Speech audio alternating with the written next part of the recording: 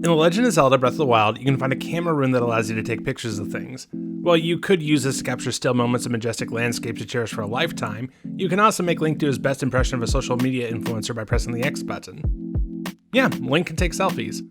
Maybe video games have gone too far.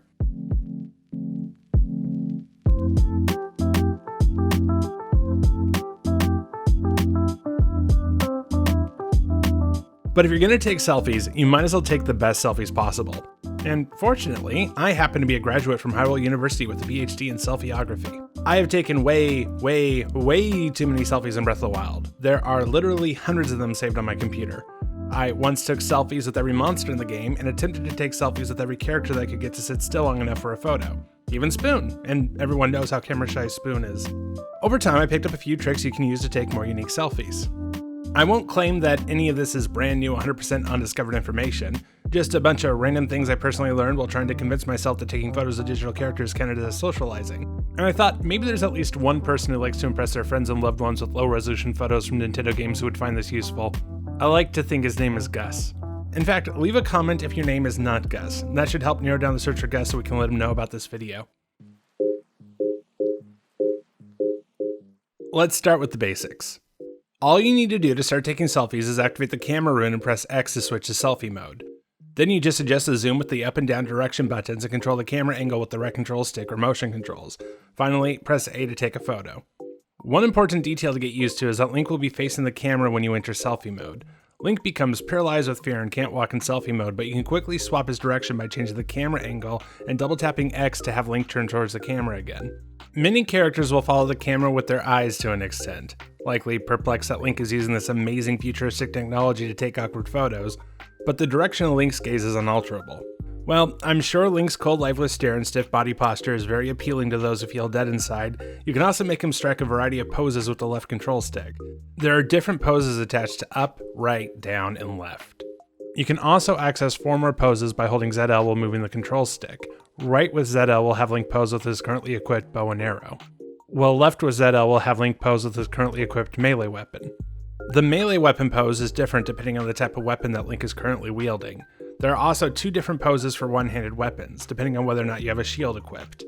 So, now we have a number of awkward positions we can force Link to stand in when we're trying to get a cute photo with his brand new cat. But maybe we can take it further. See, Link doesn't just automatically switch positions in the blink of an eye. Nintendo has blessed us with a few frames of animation between switching poses. Snapping A quickly enough during these animations will give us a bounty of unique positions that we can use to turn Link into Hyrule's greatest supermodel. Here are a few with my own personal nicknames, including the invisible body pillow. What's the deal? I swear, the fish was this big. Teacher, I know the answer. And the infamous and shameful point and grab. Swapping to Link's weapon poses from others will also offer a few opportunities to have Link holding his weaponry in unique positions. You know, in case you ever wanted to get a picture with someone while casually waving around a sledgehammer. Now, I'm sure we've all made the embarrassing mistake of accidentally wearing our Tingle outfit while trying to get a romantic selfie with our blind date. While you're in selfie mode, you can still pause and change your clothes and equipment without messing up your current framing or positioning. In fact, this can be taken advantage of for even more advanced tricks I'll be mentioning in a moment. But first, did you know that when Link isn't waging a never-ending war against the forces of malice, he likes to dress up as them? There are a variety of monster masks that you can buy from Kilton and wear in order to secretly infiltrate the monsters and finally learn which cute bokoblin is thinking of inviting Link to the dance. These monster masks also change Link's neutral pose into something a little bit more animated. Link will still take this position when the camera is pointed at him, allowing for a few extra poses that are otherwise inaccessible. Tragically, these masks do not match our outfits and are said to curse people who stare at them for too long. Is there a way we could possibly make use of their unique animations without risking being a walking fashion disaster? There is! The pause menu! By entering the pause menu, we can swap into a different outfit and exit back into selfie mode. Link will still maintain his unique pose for a tiny period before reverting to a standard neutral position. During this brief moment, we have just enough time to press the A button and grab ourselves a selfie. Okay, this is all nice, but what about those oddly specific people that have always wanted to take pictures of Link idly standing around while holding mops? Well, I'm all about catering to your obscure and misunderstood needs. You can still move around while in the camera's first person mode. If you hold ZL while moving left and press X, Link will be standing in his neutral position while holding his equipped weapon and shield. Doing the same while holding right does this as well, except Link will be holding his equipped bow and arrow instead. Helpful advice: don't do this with bomb arrows on Death Mountain. It might not be as fascinating as Link emotionlessly holding things at his side, but you can also do this trick with monster masks equipped to have Link holding his equipment while doing his monster animations.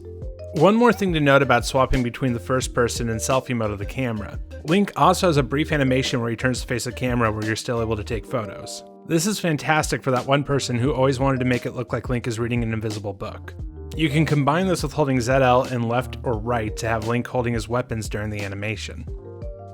Link also maintains any expressions that come from being in extreme cold or heat without the proper attire.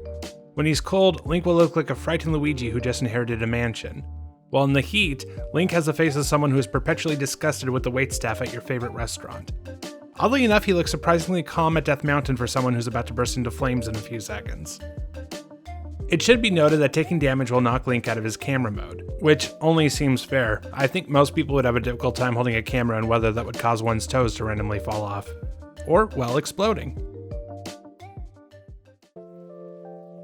There might be some individuals who don't like the Breath of the Wild selfies because of the low blurry resolution, or the annoying blue filter with lines that you can't turn off while looking at the album. If you happen to be one, there is a small workaround. When you exit out of selfie mode with B, the camera overlay will vanish and Link will go back to his standard position. You have the briefest of moments where you can press the capture button to get a standard screenshot while still maintaining some of the zoom, camera angle, and Link's pose. When I've done this myself, I found that pressing B and the capture button at the same time usually gave me the best result. It's not always easy to get the same poses and positions as a typical selfie, but you can still get some interesting results with this method, and looking at the photo for too long won't make your eyes hurt. There they are, most of my Breath of the Wild selfie tricks. You might wonder why a grown adult would dedicate so much time towards refining a selfie technique for a several-year-old video game. I think the answer is obvious. I did it for Gus.